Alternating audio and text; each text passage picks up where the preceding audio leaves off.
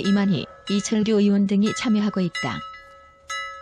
환경부 동양문건 집중공사 예고 나경원 자유한국당 원내대표는 이날 국회에서 열린 특별감찰반 진상조사단 회의에서 청와대와 여당 쪽은 범법자, 거짓말쟁이 프레임으로 몰고 가는데 어제 대검찰청의 비위 사건 감찰 결과를 보면 형사처벌 수사로 전환하지 못하고 징계 요구에 그치고 있다고 말했다. 자유한국당은 특히 전 청와대 특감 반원인 김태우 수사관이 공개한 환경부 산하기관 임원들의 사퇴 등 관련 동향 문건을 문재인 정부의 블랙리스트라고 주장하며 강공을 예고했다.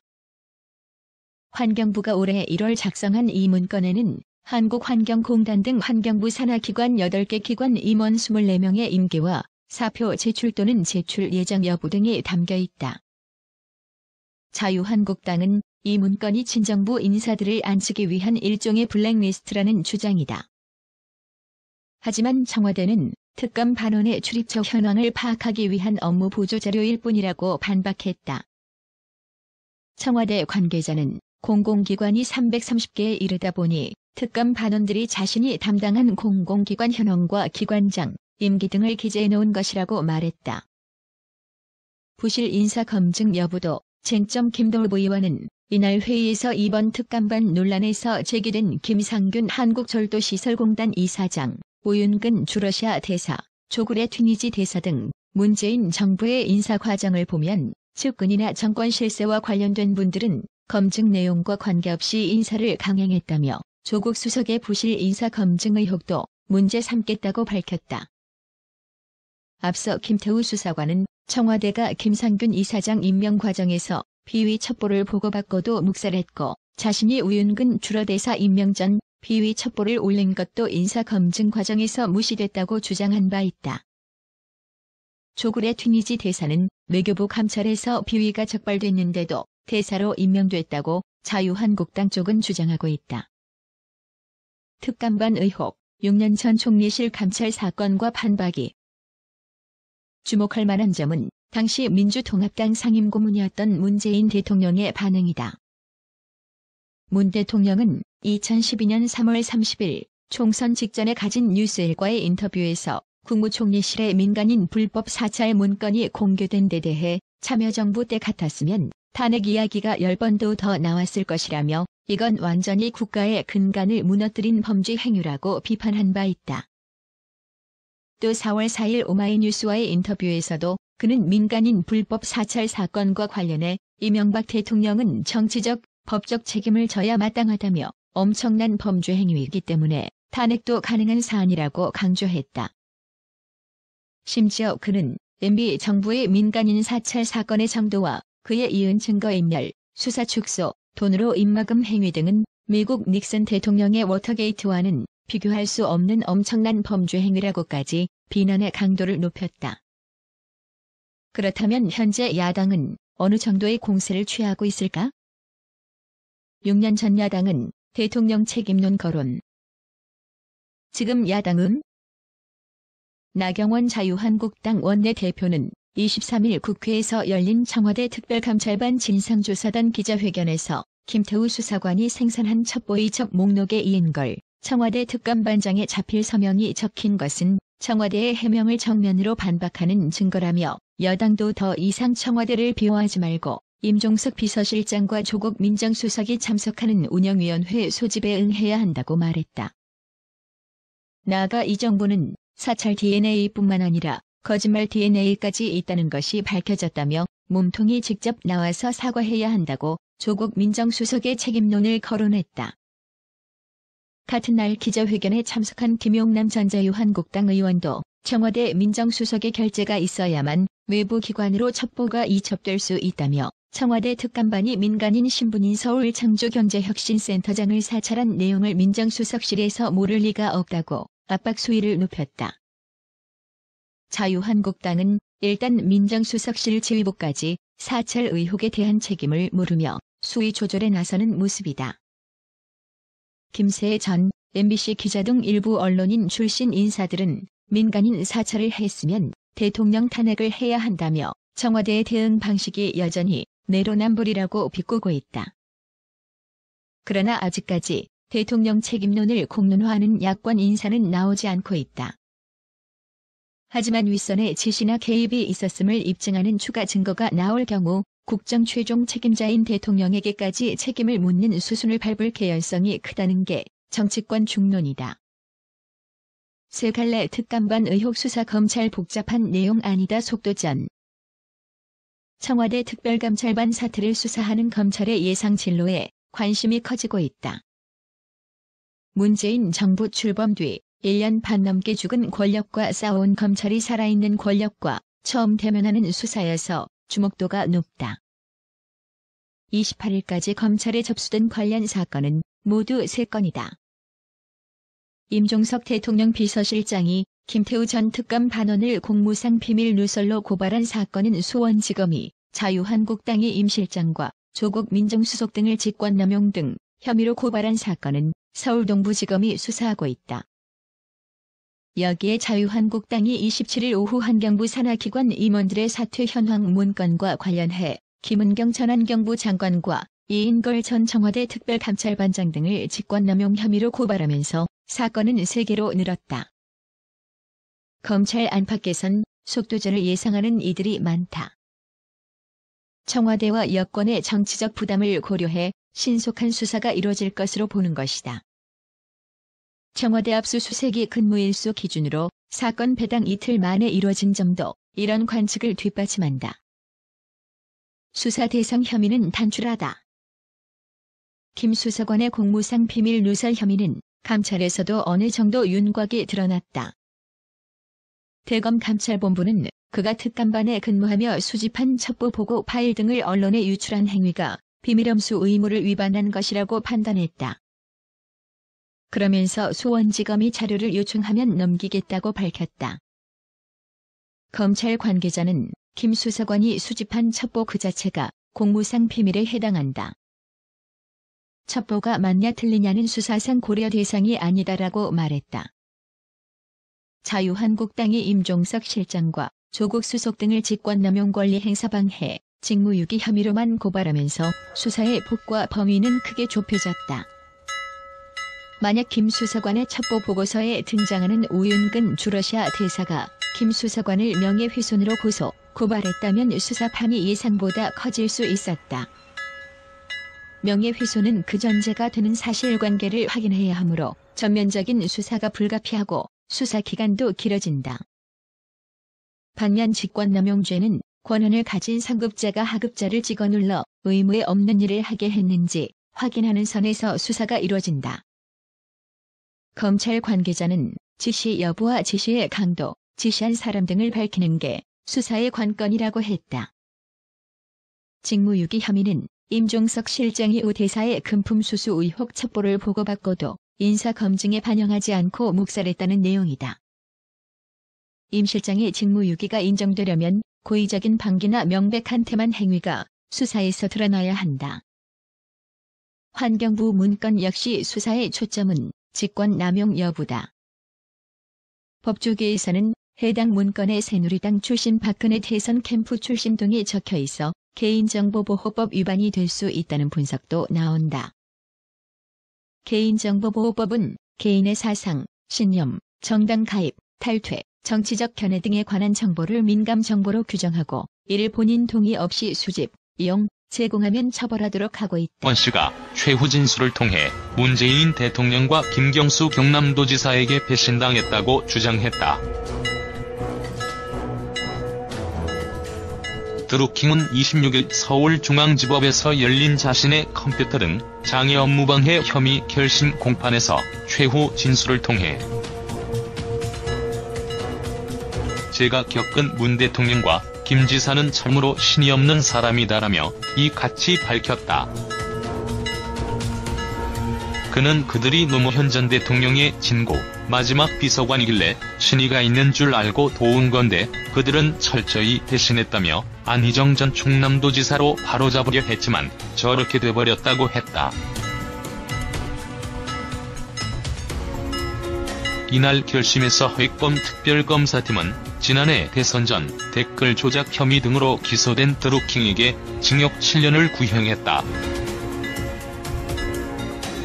함께 재판에 넘겨진 경제적 공진화 모임 회원 9명에 대해서는 각 징역 6개월에서 징역 3년 6개월이 구형됐다.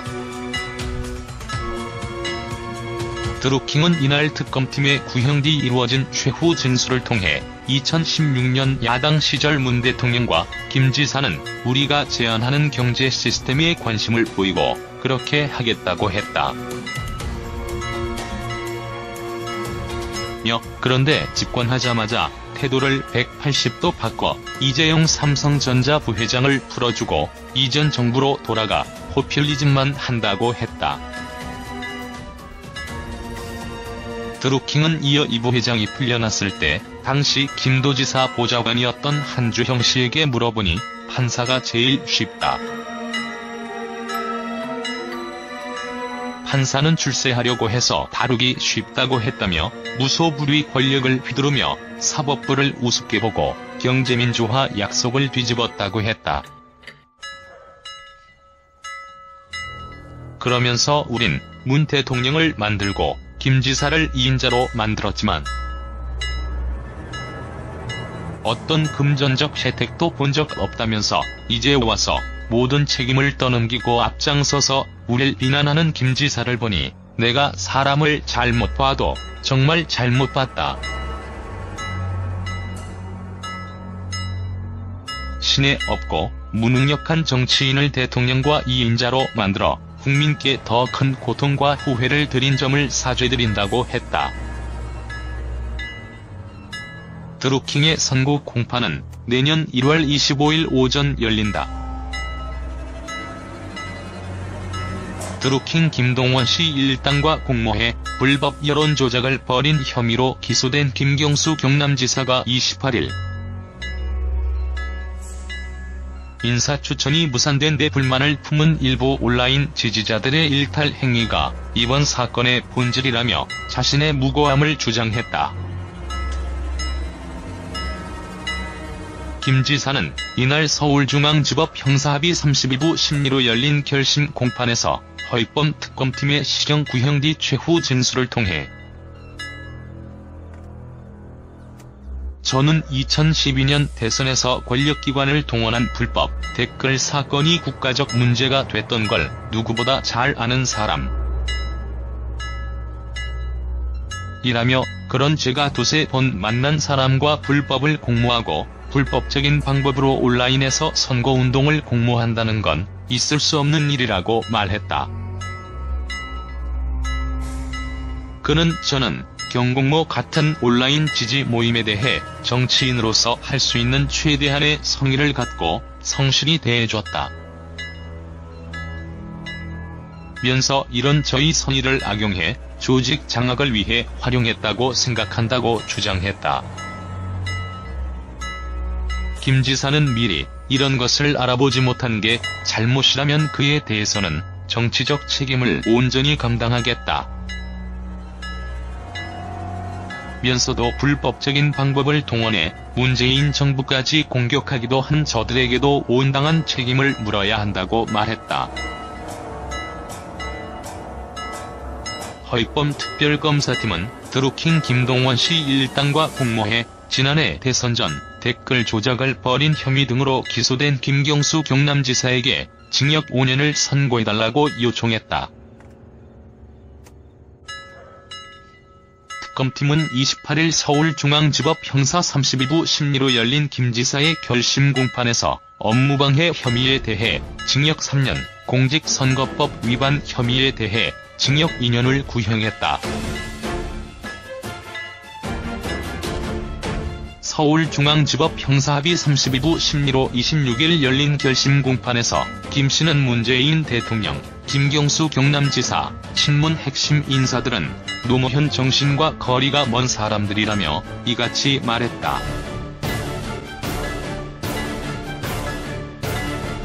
김 씨는 저는 이 나라가 IMF를 다시는 겪어서는 안 된다고 생각했다며 그래서 늦기 전에 우리나라가 위기에 대응할 수 있도록 하고 싶었다고 말했다. 또 김 씨는 2016년 말부터 올 초까지 우리가 한 건 김 지사를 새 정권의 2인자로 만든 것이라며 최대 수혜자는 문 대통령과 김 지사, 더불어민주당인데 무능력한 정치인을 대통령과 2인자로 만든 것을 진심으로 후회하고 국민들께도 죄송하다고 말했다.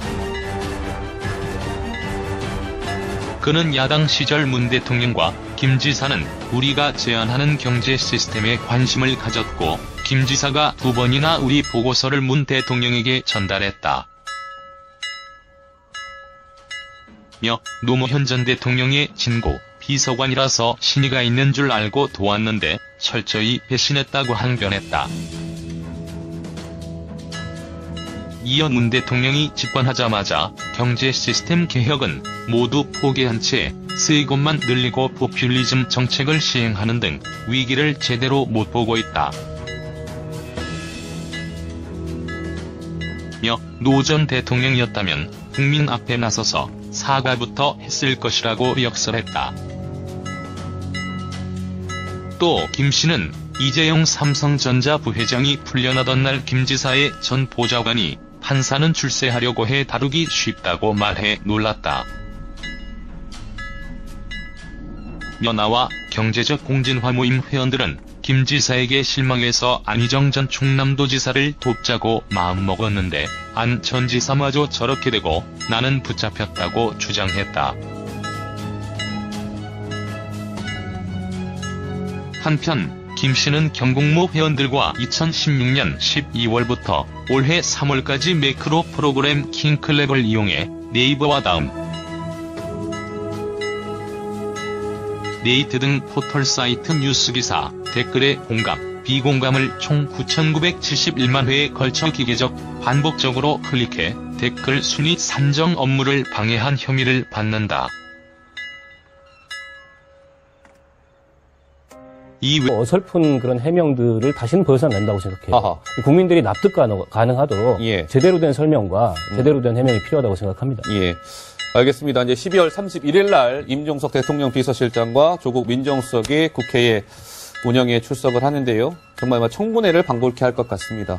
청와대는 이번 사건에 대해서 김태우 수사관과 이제 날을 세우면서 사실은 개인의 일탈이라는 점 쪽에 좀 무게를 두고 이제 해명을 해왔는데 여기에 대해서 좀 반박하는 내용으로 인터뷰를 했습니다. 김태우 수사관에 따르면 아니 누가 지시하지도 않은 것들을 이제 뭐 정보를 수집해서 보고를 하겠느냐, 모든 것은 지시에 따라 이루어졌고 그 지시에 따라서 공무원 감찰부터 민간인 사찰까지 이루어졌다, 이렇게 주장했습니다.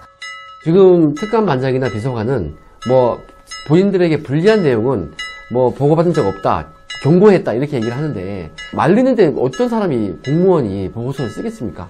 그거는 이치에 맞지 않는 얘기입니다. 휴대폰 내용에 사생활 유출, 사생활 부분, 뭐 여자가 있다든가 뭐 그런 좀 약간 치사한 방법으로 그런 사생활까지 다 탈탈 털어서 그걸로 그 부분을 조사도 했습니다. 부하 직원과의 뭐 부적절한 관계가 있다든가 그것까지 조사도 시켰습니다.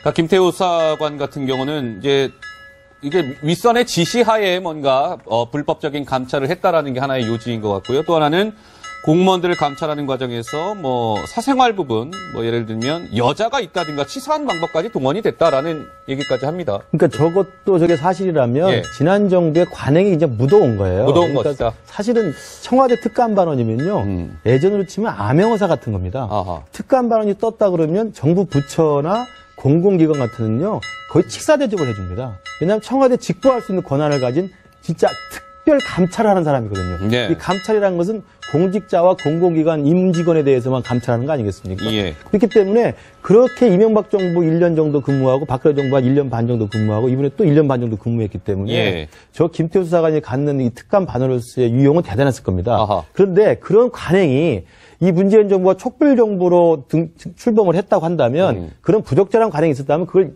일도 양단으로 끊었어야 됩니다. 예. 그러면 사실은 제가 볼 때 제 개인적으로 애초에 저분을 면접에서 통과를 시켰으면 안 되는 거였어요. 예. 근데 면접을 해서 채용을 했다는 거 아니겠습니까? 예, 예. 거기서부터 저는 잘못됐다고 보고 그 뒤로 청와대 해명도 분명히 그랬어요. 자꾸 민간인 사찰을 가져오더라. 그래서 그 경고를 했다는 거거든요. 예. 그럼 경고를 했으면 경고가 다시 2번, 3번 되면 이 부분에 대해서 근본적인 해결책을 내놨어야 되는데 1년 반을 근무를 했어요.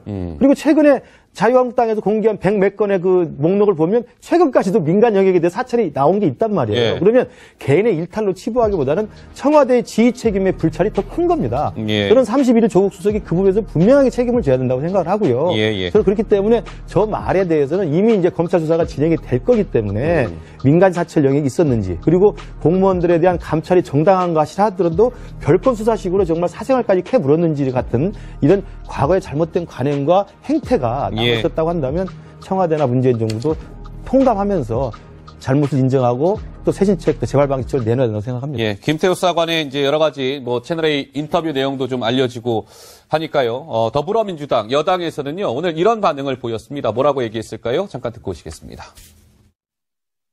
김태호라는 파렴치한 그 범죄 혐의자가 자신의 비리를 덮기 위해 온갖 거짓말을 지어내고 있습니다. 국회가 이런 사람의 이야기에 춤을 추는 그런 꼴이 되어서는 안 된다고 생각합니다. 더 이상의 거짓 주장에 놀아나는 그 국회의 모습을 보이지 않도록 지금 단계에서 밝힐 수 있는 실체적 진실을 밝히는데 최선을 다하겠습니다. 네, 홍영표 원내대표대로 얘기대로 실체적 진실이 좀 빨리 하루라도 빨리 밝혀져야 되지 않을까 싶습니다. 우선은 다음 주 월요일이죠. 국회 운영일을 저희가 주목해서 잘 봐야 될 것 같습니다. 어제 본회의가 열렸잖아요. 예. 이 본회의는 사실 그동안 여야 주장이 엇갈렸던 굵직굵직한 사안들을 처리하는 그런 올해의 마지막 국회 본회의였는데 그랬죠. 사실 여기에 한국당 의원 일부가 이제 불참을 하고 대신에 베트남 다낭으로 출장을 갔다는 겁니다. 그래요? 지금 의원 명단이 저렇게 나오고 있고 저녁 비행기로 베트남으로 떠났는데 사실은 본회의에서 이제 처리해야 할 그 사안이 좀 중요한 사안이다 보니까 좀 주목을 받았는데 거기에 빠지고 베트남으로 갔다. 이런 점이 좀 외유성 출장을 간 것 아니냐 이런 논란을 불러일으키고 있습니다. 예. 오늘 이와 관련해서요, 나경원 한국당 원내대표, 그리고 더불어민주당의 박주민 최고위원이 이런 얘기를 했네요. 뭐라고 얘기했을까요? 듣고 오시죠. 우리 오늘 경제 비상 상황 선언 얘기를 하는 거고요. 이 부분에 대해서는 저도 내용을 파악하고 있습니다. 해주고 가시죠. 내가 내용을 더 파악하고 있다는 말씀을 일단 드렸습니다. 본회의를 빠지고 가신 건 맞는 건데 그것에 대해서 말씀을 좀. 내용을 더 파악하겠습니다. 책임 있는 공당의 국회의원들이 외유를 했다는 사실도 오늘 보도가 되고 있습니다. 과연 얼마나 중요한 일이 있었고 베트남에서 얼마나 훌륭한 일을 하시려고 했는지 기자 여러분들은 똑똑히 좀 취재를 해서 밝혀주셨으면 좋겠습니다. 네. 자, 그렇다면 베트남 다낭 휴양지 간 거 자체를 문제 삼을 수는 없습니다. 왜 간 것인지 어떤 명분으로 간 것인가가 중요한 거 아니겠습니까? 일단 그래픽 화면 한번 볼까요? 자, 3박 4일 동안, 그러니까 어제 출국해서요, 30일 날 돌아오는 3박 4일 다낭 일정입니다. 5년째 억류된 우리 국민 김정욱 선교사 역시 건강이 악화돼 생명이 위태롭다는 주장이 나왔습니다. 이동재 기자입니다. 지난 2013년 10월 중국 단둥에서 선교 활동을 하다 북한에 체포된 선교사 김정욱 씨. 북한은 간첩 혐의를 씌워 무기노동 교화형을 선고했습니다. 국내부 쉽게 자료를 수집해서 국정원에 제공했습니다. 5년 넘게 억류되면서 김 씨의 건강이 악화돼 목숨까지 위태롭다는 주장이 나왔습니다. 그분이 정말 위험한 상태이다라고 파악했기 때문에 그분이 살아있는지 혹은 죽었는지 생사 확인이 반드시 필요한 상황에 놓여 있습니다. 북한에 억류된 우리 국민은 6명. 일부는 비교적 시설이 양호한 곳에 있지만 김 씨는 체제 선전 거부 등의 이유로 평양 외곽 구금시설에서 강제노동을 하며 고문까지 받았다는 겁니다. 북한이 원하는 어떤 사상학습이나 또 북한이 원하는 체제 선전 이 부분에 대해서 응하지 않았던 것 같습니다. 최근 북한에 억류됐다 숨진 미 대학생 원비어가 팬치와 전기 충격으로 고문을 받았다는 의료진 진술서가 공개된 상황. 북한 인권단체들은 제2의 원비어 사태를 막아야 한다며 목소리를 높이고 있습니다. 북한 이탈 주민이 하나원을 수료한 뒤 정착을 위해 각종 지원을 받는 하나센터입니다. 이곳에서 해킹으로 탈북민 997명의 자료가 유출됐습니다. 최근 이렇게 탈북민을 표적으로 한 해킹이 늘고 있는데요. 실제로 수년 사이 남북 하나재단에 대한 해킹 시도와 사이버 공격 무려 3,546건이나 됐습니다. 누구의 소행이고 무엇을 노렸던 걸까요? 박민우 기자입니다. 지역의 탈북민 정착을 돕는 경상북도 하나센터가 해킹된 건 11월 초. 센터 대표 주소로 설문조사 요청 이메일이 왔고 직원이 첨부된 한글 파일을 열어본 순간 악성 코드가 실행돼 해킹됐습니다. 컴퓨터에 있던 자료가 다 유출됐는데 여기엔 직원이 따로 관리하던 탈북민 개인정보도 포함되어 있습니다. 997명의 탈북민 이름과 생년월일, 주소가 해커 손에 넘어간 겁니다. 그런데 해킹 사실을 알아차린 건 한 달이 훨씬 지난 뒤입니다. 통일부 관계자는 사이버 대응 기관이 해킹 정황을 파악해 지난 19일 현장 조사를 했고 악성 코드 감염을 확인했다고 밝혔습니다. 이후 전국 25곳 하나센터를 긴급 점검했지만 다른 해킹 피해는 없는 것으로 확인됐습니다. 유형의 메일이 발견된 건 없기 때문에 현재로서는 타겟이라고 볼 수 있겠죠. 누가 해킹했고 목적이 뭔지는 밝혀지지 않았지만 북한 소행에 무게가 실리고 있습니다. 이번 사고로 허술한 탈북민 개인정보 관리도 드러났습니다. 법령에 따라 문서 파일마다 암호를 설정하고 인터넷과 분리된 컴퓨터에 자료를 저장해야 하는데 지켜지지 않았습니다. 해킹 소식에 탈북민들은 두려움을 호소하고 있습니다. 자신은 물론이고 북에 있는 가족까지 위협을 당하지 않을까 걱정입니다. 황수연 기자가 만나봤습니다. 통일부는 지난 27일부터 개인정보가 유출된 탈북민에게 해킹 사실을 알리고 피해 접수를 하고 있습니다. 해킹당한 지 거의 2달 만입니다. 신변 보호를 강화하고 필요하면 이사도 지원하겠다고 밝혔지만 탈북민들은 불안감을 호소합니다. 탈북해 4년 전 한국에 정착한 노희창 씨. 보통 한국에 넘어오면 이름을 바꿔 신분을 숨기는데 이번 해킹으로 본명과 바꾼 이름 모두 북측에 넘어갔다고 걱정합니다. 중국 간다 하면 바로 이제 북한 첩보망에 이제 들어가는 거죠. 무엇보다 북에 두고 온 가족 걱정이 앞섭니다. 다른 나라에 가는 것보다 남조선에 갔다 하게 되면 그건 무조건 정치범이죠. 북한이 연말을 맞아 최근 탈북민과 그 가족에 대한 대대적인 숙청을 하고 있다며 유출된 정보가 활용될 것이라고 우려했습니다. 허술한 탈북자 정보 관리에도 분통을 터뜨립니다. 통일부나 관계부처들이 탈북자들의 신변에 대해서 대수롭지 않게 생각하는 반증이라고 봐요. 개인정보 대량 유출에 탈북민 사회 전체가 술렁이고 있습니다. 그렇다면 김태우 수사관이 썼다는 이 보고서 과연 터무니없는 내용이었을까요? 민주당 중진위원회 특보를 지낸 그 사업가의 이야기를 저희가 직접 들어봤습니다. 이어서 윤준호 기자의 단독 보도입니다. 김태우 수사관이 작성한 보고서에는 여당 중진 A 의원이 대통령 직속기구에서 활동하면서 특별 보좌관 자리를 만든 뒤 측근인 B씨를 앉혔다는 내용이 담겼습니다. 이에 대해 B씨는 A 의원이 특보를 맡았던 사실을 인정했습니다. 평소에 잘 알고 있는 분이니까 업무적으로 특보를 한 거죠. A 의원의 대북 활동에 도움을 준 적도 있다고 말합니다. 북쪽에 어떤 메시지 전달할 수 있는 부분이 있으면 메시지 전달을 좀 했고 저야 뭐 조금 도와준 거죠. 하지만 대통령 직속기구의 직제에는 특별 보좌관 자리가 없습니다. 그런데도 B씨는 특별 보좌관이라는 직함으로 외부 활동을 하다가 기구 내부에서 문제가 되기도 했습니다. 저희하고는 전혀 상관없는 분이에요. 다 그 삭제하고 정정을 해달라고 좀 요청을 드렸어요. 이에 대해 B씨는 대통령 직속기구 소속 특보가 아니라 A원의 개인 특보로 일했다고 해명했습니다. 대북 이권 사업 의혹에 대해서도 자체적으로 대북 사업을 준비 중인 건 맞지만 A원과 논의한 적은 없다고 반박했습니다. A원 역시 B씨를 개인 특보로 기용했을 뿐 대북 사업 관련 논의를 한 적은 없다고 강조했습니다.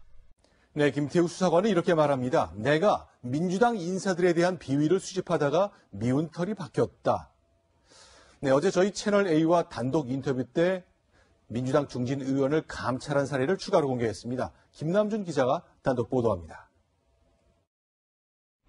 김태우 수사관은 청와대 특별감찰반으로 근무하던 지난 8월 더불어민주당 중진인 A위원회 대북 사업 관련 동향 보고서를 작성했다고 주장했습니다. 대북 사업 관련 동향, 이런 제목으로 제가 쓴 적이 있습니다. 보고서에는 A위원이 대통령 직속기구에서 활동할 당시 북한 해주산 골재의 독점 채취권을 갖고 있다는 측근 B씨를 특별 보좌관으로 앉혔다는 내용이 담겼습니다.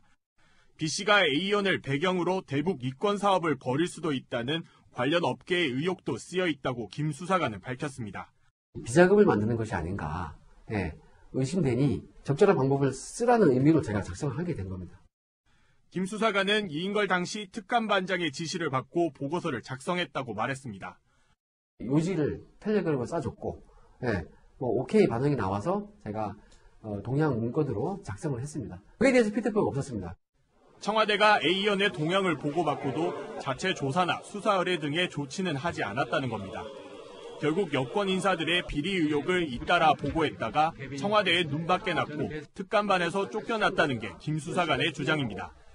이에 대해 이인걸 전 특감반장은 A위원에 대한 동향 보고를 받은 기억이 없다며 보고서가 작성됐다는 시기는 김 수사관이 과학기술정보통신부 인사청탁 사건으로 근신하던 때라고 반박했습니다.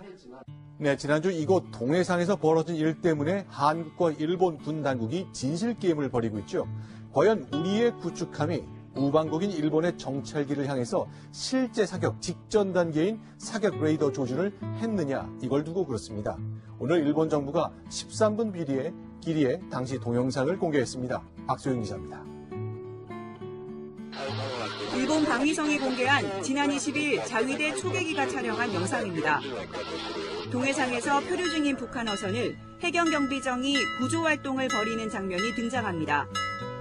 그런데 잠시 뒤 관개토 대항함 상공을 맴돌던 일본 자위대 초계기 조종사가 경보음과 함께 추적 레이더가 감지됐다고 말합니다.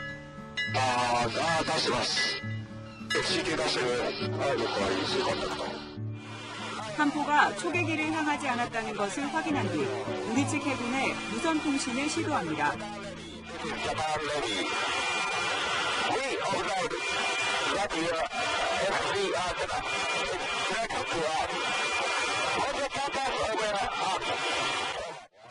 세 번의 교신을 시도하지만 우리 해군 함정은 답이 없습니다. 일본 측은 국제국내법상 규정한 고도와 거리를 준수하며 비행했다는 설명도 달았습니다. 우리 정부는 조난 선박을 구조하는 작업 중이었을 뿐 추적 레이더를 운용하지 않았다며 즉각 반발했습니다. 인도주의적인 구조 활동에 집중하고 있던 우리 함정에 일본 초계기가 저공 위협 비행을 한 것은 우방국으로서 매우 실망스러운 일입니다. 또 조종사의 대화 장면만 담긴 영상으로는 당시 상황을 설명할 수 없다며 유감을 표했습니다. 미국의 국립공원 등 유명 관광지에 쓰레기가 쌓여가고 있습니다. 트럼프 대통령과 민주당이 예산을 갖고 대립하면서 일시 업무 정지에 돌입했기 때문인데요. 미국 샌프란시스코에서 황규락 특파원입니다. 문을 닫은 국립공원 매표소. 화장실은 물론 공원 안내소의 문까지 굳게 잠겨 있습니다. The visitor center is part of the experience of visiting the park. So yeah, I was kind of surprised. 국립공원 관리소를 비롯해 연방정부 공무원 38만 명이 강제로 무급 휴가에 들어가면서 인력 공백이 생긴 겁니다. 요즘 많은 사람들이 방문하는 샌프란시스코의 유명한 관광지인데요. 연방정부의 셧다운 사태가 계속 이어지면서 미처 치우지 못한 쓰레기들이 휴지통 옆에 계속 쌓여만 가고 있습니다. 요세미티 국립공원 내 주요 프로그램도 중단됐고 도로 제설 작업이 차질을 빚는 곳도 생겼습니다. It's just a deep frustration on the part of myself and many other federal employees that we just want to do our jobs. 그러나 트럼프 대통령은 완강합니다. 멕시코 국경장벽 건설을 위한 예산 통과에 민주당이 지금처럼 계속 반대한다면 셧다운 역시 계속될 것이라고 말했습니다. 올해 마지막 상원 본회의마저 성과 없이 끝나면서 셧다운 사태는 해를 넘기게 됐습니다. 산업통상자원부와 관세청은 오늘 오전 11시 12분을 기준으로 우리나라 연간 수출이 사상 처음 6천억 달러를 돌파했다고 밝혔습니다. 연간 수출 6천억 달러 돌파는 미국과 독일 등에 이어 세계 7번째입니다. 세계 수출에서 우리 수출이 차지하는 비중은 3.4%로 역대 최고치를 기록했습니다. 드루킹 일당과 공모에 댓글 조작을 벌인 혐의로 기소된 김경수 경남지사에게 특검이 징역 5년을 구형했습니다. 특검팀은 김 지사가 선거를 위해 사조직을 동원하고 공직을 거래 대상으로 취급하는 등 일탈한 정치인의 모습을 보여줬다고 지적했습니다. 반면 김 지사는 드루킹 일당이 정치인의 선의를 악용했다며 결백을 호소했습니다. 올해에 이어 내년에도 자영업자들에게 직원 1명당 13만 원, 일자리 안정자금이 한시적으로 지원되는데요. 정작 소상공인들은 어차피 직원 내보내고 가족끼리 일해야 하는데 무슨 소용이냐며 울상입니다. 김민지 기자입니다. 20년 넘게 식당을 해왔지만 올해처럼 힘든 해는 없었습니다. 최저임금이 2년 새 크게 오르면서 인건비를 감당하지 못해 직원 6명을 하나 둘 내보냈습니다. 결국 부부만 남았습니다. 좀 창피한 얘기지만 한 사람당 100만 원도 안 들어가죠. 아빠는 저를 잘 못하지. 일은 해야 되니까. 이런 자영업자를 돕기 위해 정부는 올해 3조 원 가까운 일자리 안정 자금을 마련해 지원 중입니다. 직원 1인당 많게는 매달 13만 원씩 주는데 가족들은 대상이 아닙니다. 근데 가족이 일하는 사람이잖아요. 지원을 해줬으면 좋겠는데 그걸 무작정 제외만 시켰다니까 그거는 조금 아닌 것 같다는 생각도 들고. 고용보험 등 4대 보험에 가입한 직원들에게만 지원금을 준다는 것도 현실을 모르는 소리라고 꼬집습니다. 배보다 배꼽이 더 클 수가 있잖아요.